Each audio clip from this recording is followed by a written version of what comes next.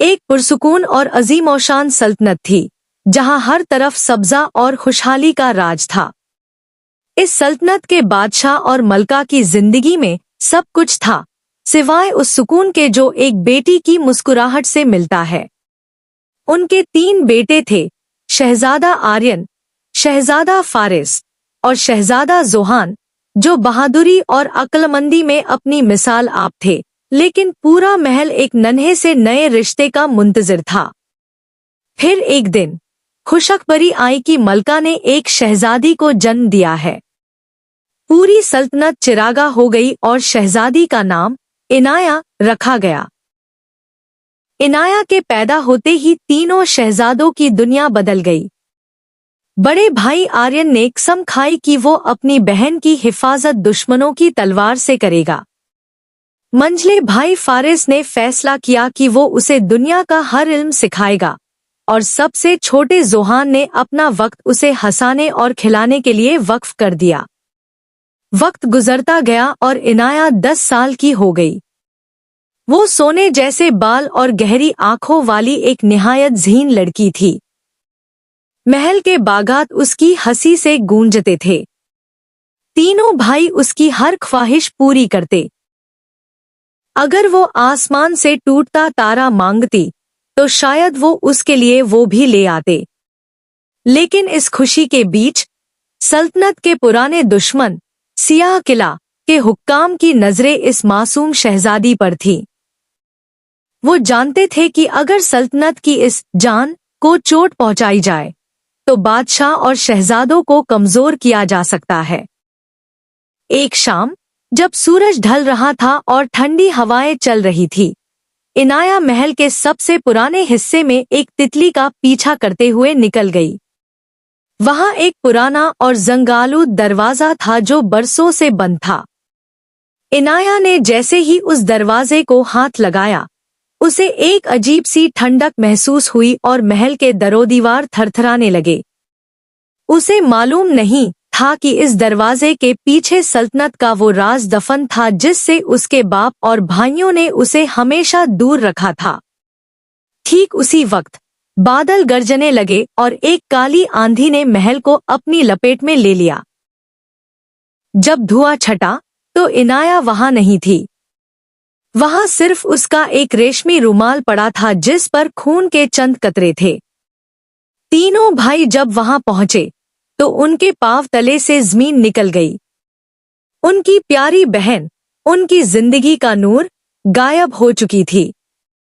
आर्यन ने अपनी तलवार निकाली और उसकी आंखों में गुस्सा और दर्द दोनों थे। उसने आसमान की तरफ देखकर कहा, जिसने मेरी बहन को हाथ लगाया है, मैं उसकी सल्तनत की ईंट से ईंट बजा दूंगा। इनाया के गायब होते ही पूरे महल में मातम का समा था। बादशाह और मलका गम से निढाल थे, लेकिन तीनों भाइयों की आंखों में नींद की जगह इंतकाम और दर्द ने ले ली थी। शहजादा आर्यन ने फौरन सल्तनत के बेहतरीन सवारों को हर सिमत रवाना किया, मगर वो पुराना दरवाजा अब भी वैसा ही खामोश और पुरस्रार खड़ा था। फारिस, जो पुरानी किताबों और तारीख का माहिर था, उसने महल की मख्फी हिडन लाइब्रेरी में दबी हुई एक पुरानी जिल्द निकाली। उसने दरियाफ्त किया कि वो दरवाजा दरअसल एक तिलिस्म का रास्ता था जो सदियों पहले एक जादूगर ने बंद किया था। ये किसी आम दुश्मन का काम नहीं, फारिस ने संजीदगी से कहा। इनाया को सियाह वादी के साए ले गए हैं, वो वादी जहां रोशनी का गुजर नहीं होता। तीनों भाइयों ने फैसला किया कि वो किसी लश्कर का इंतजार नहीं करेंगे। आर्यन ने अपनी मखसूस ढाल उठाई, फारिस ने पुरानी किताबों से निकाले गए हिफाजती तावीज लिए और सबसे छोटे जोहान ने अपनी तेजी और चालाकी का हथियार संभाला। रास्ते में उन्हें अजीबोगरीब मुश्किलात का सामना करना पड़ा। पहली रुकावट एक ऐसा दरिया जिसका पानी आग की तरह गर्म था। जोहान ने अपनी चुस्ती दिखाते हुए दरख्तों की बैसाखियां बनाई और भाइयों को पार करवाया। दूसरी रुकावट एक बोलता हुआ पहाड़ जिसने उनसे उनकी सबसे प्यारी चीज मांगी। आर्यन ने अपनी शाही तलवार पेश करने की कोशिश की, मगर पहाड़ ने कहा, मुझे लोहा नहीं, तुम्हारे दिल का डर चाहिए। जब वो सियाह वादी की सरहद पर पहुंचे तो उन्हें एक पुरानी झोंपड़ी मिली। वहां एक बूढ़ी औरत बैठी थी जिसकी आंखें सफेद थी। उसने बिन देखे कहा, शहजादी की हंसी अब एक पिंजरे में कैद है। अगर तुम अगले 3 दिनों में उस तक न पहुंचे तो वो हमेशा के लिए इस वादी का साया बन जाएगी। इसी दौरान सियाह किला की गहराइयों में इनाया एक कांच के कमरे में कैद थी। उसके सामने एक नकाबपोश शख्स खड़ा था जो उसकी मासूमियत को अपनी ताजीम, पावर के लिए इस्तेमाल करना चाहता था। इनाया डरी हुई नहीं थी, उसकी आंखों में अब भी अपने भाइयों पर यकीन की चमक थी। मेरे भाई आएंगे, उसने धड़ल्ले से कहा। नकाबपोश शख्स ने खखा लगाया, इस वादी से आज तक कोई जिंदा वापस नहीं गया, छोटी शहजादी। इधर तीनों भाई वादी के उस पुरअसरार जंगल में दाखिल हो चुके थे जहां दरख्त रास्ता बदलते थे। उन्हें एहसास हुआ कि उनका मुकाबला सिर्फ तलवार से नहीं बल्कि दुश्मन की दिमागी चालों से भी है। सियाह वादी का जंगल एक भूल भुलैया की तरह था। हर कदम पर हवाओं में ऐसी सरसराहट थी जैसे कोई उनका नाम पुकार रहा हो। शहजादा फारिस ने महसूस किया कि ये जंगल उनकी हिम्मत आजमाने के लिए उनके जहनों से खेल रहा है। अचानक उनके सामने 3 रास्ते जाहिर हुए। हर रास्ते पर एक निशानी थी। पहला रास्ता, एक खूंखार शेर की मूरत। दूसरा रास्ता, एक उलझी हुई पजील। तीसरा रास्ता, एक अंधेरी खारदार गार। तीनों भाइयों ने तय किया कि वो अलग अलग रास्ता इख्तियार करेंगे ताकि वक्त बचाया जा सके, मगर सूरज ढलने से पहले वादी के मरकज में मिलेंगे। आर्यन को एक ऐसे मैदान का सामना करना पड़ा जहां साया-नुमा सिपाही खड़े थे। वो जितनी बार तलवार चलाता वो साए दोबारा बन जाते।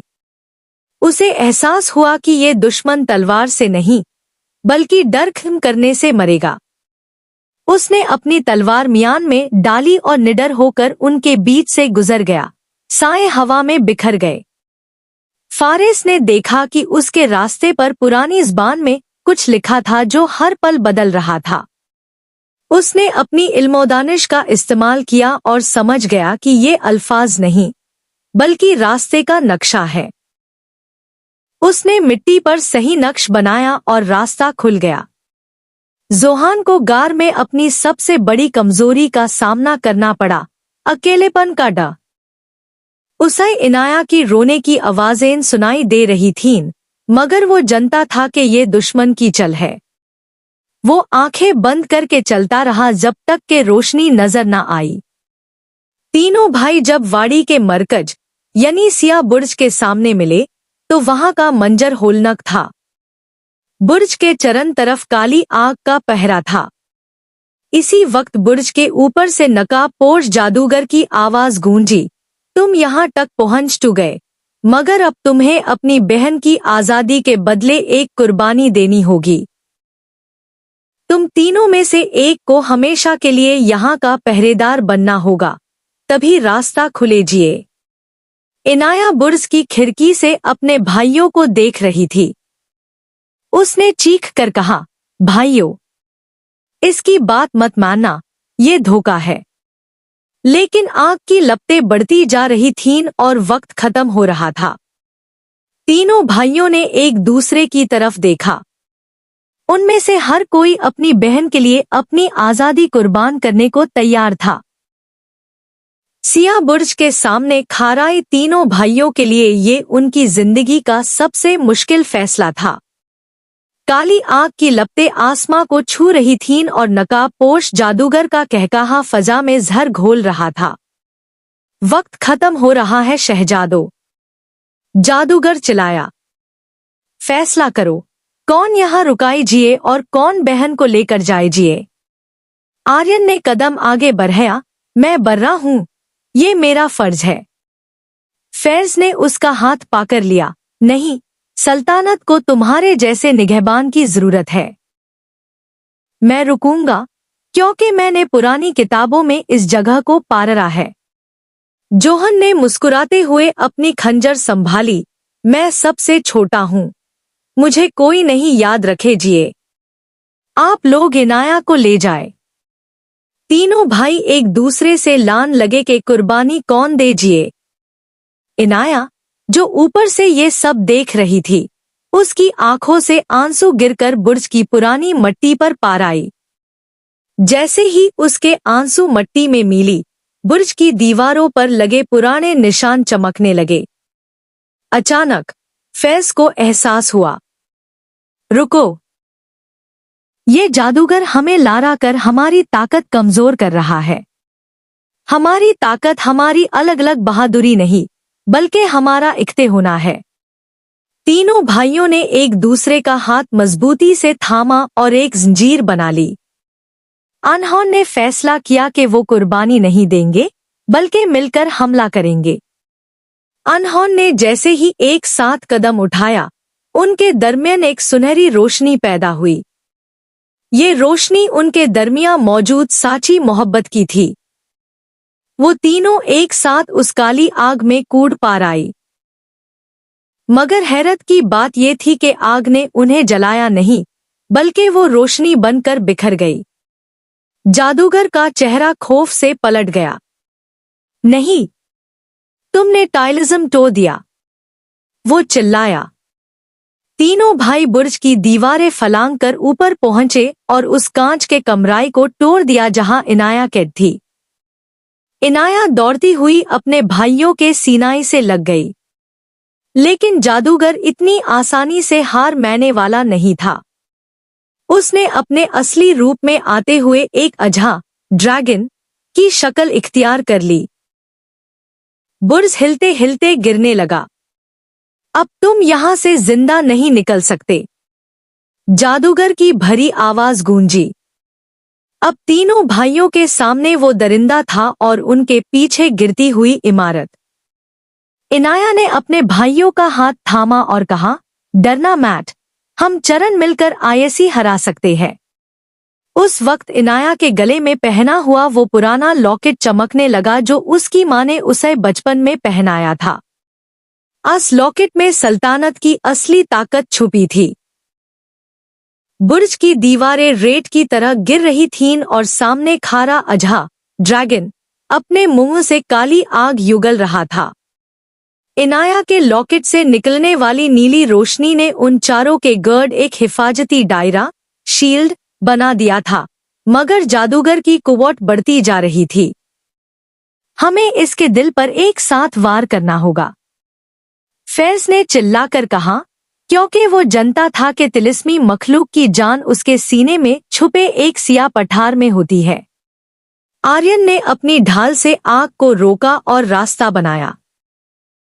जोहन ने अपनी फुर्ती का इस्तेमाल करते ह्यू मालबे के दरमिया से रास्ता निकला और जादूगर का ध्यान भटकाया। फैज ने इनाया को इशारा किया कि वो अपने लॉकेट की सारी रोशनी एक नुक्ते पर जमा करे। इनाया ने अपनी आंखें बंद कियन और अपने भाइयों की मोहब्बत को महसूस किया। उसके लॉकेट से एक तेज शुआ बीम निकली जिसने अजहा को थोड़ी देर के लिए अंधा ब्लाइंड कर दिया। यही वो मौका था जिसका आर्यन को इंतजार था। वो पूरी कुव्वत से उछाला और अपनी मुकद्दस तलवार सीधा अजहा के सीने में उतर दी। एक कण फरने वाली चीख गूंजी और पूरा सिया बुर्ज धमके से फट गया। हर तरफ सिर्फ सफेद रोशनी फैल गई। जब धुआं छाता तो सिया वाड़ी का खौफनाक मंजर जा चुका था। वहां अब एक खूबसूरत नदी और हरे भरे दरख्त थे। जादूगर का टाइलिज्म हमेशा के लिए खत्म हो चुका था। इनाया और उसके तीनों भाई एक दूसरे को सही सलामत देखकर खुशी से निहाल हो गए। घर वापसी। जब वो सल्तनत की सरहद पर पहुंचे तो पूरी आवाम उनके इस्तकबाल के लिए खड़ी थी। बादशाह और मलका ने जब अपनी बेटी और बेटन को एक साथ वापस आते देखा तो उनकी आंखों में खुशी के आंसू थे।